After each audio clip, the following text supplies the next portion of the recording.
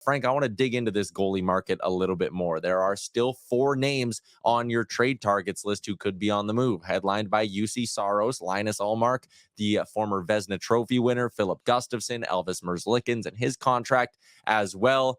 Those 4 names combined with 3 teams that we've kind of zeroed in on as teams that are still in the hunt for goaltending help, that being the Toronto Maple Leafs, the Ottawa Senators, and the Colorado Avalanche. First, what does the Markstrom deal specifically say about the value of goalies on the trade market? Well, I think it's actually pretty solid, and we'll get into that in a second. But the biggest change, to your point, is that the market has changed in such a significant way in the last 24 hours.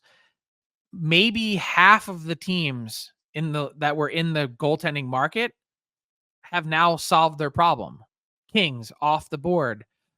You look at the Devils off the board. They're set now with Jake Allen and Markstrom. That's going to should be a heck of a tandem. There shouldn't be many nights in an 82 game season that the Devils are longing for better goaltending.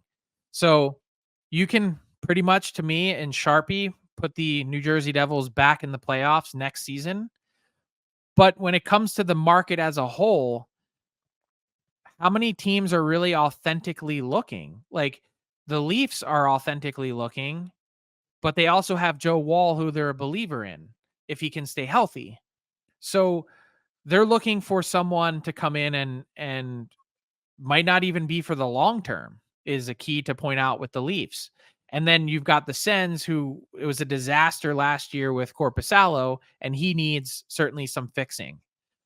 If not a buyout is heading his way. Then you kind of start to look at the rest of the teams. The Avs, they still have Georgiev under contract.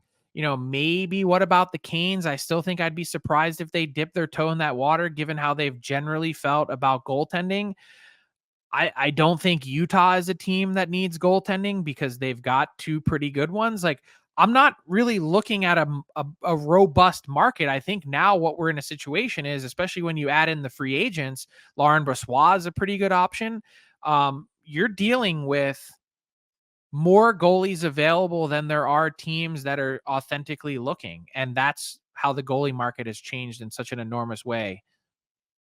Yeah, and when I look again, Pat, if you want to flash up kind of the 4 names that we have as available, like Ullmark with that 1 year left, and we know what the Bruins cap picture is like. I feel like Boston's maybe the team that'd be most likely to move on their asking price compared to Saros in Nashville. Is that a fair read? Yes. Look, they really like, obviously, UC Saros in Nashville. The complicating part for Nashville is 2 things. One, Saros ultimately needs a new deal, and you could be talking in the $10 million range, which is really significant. And 2, they have Yaroslav Askarov, who had another good year in the AHL, that has pedigree as a first-round pick that really could be the next Saros.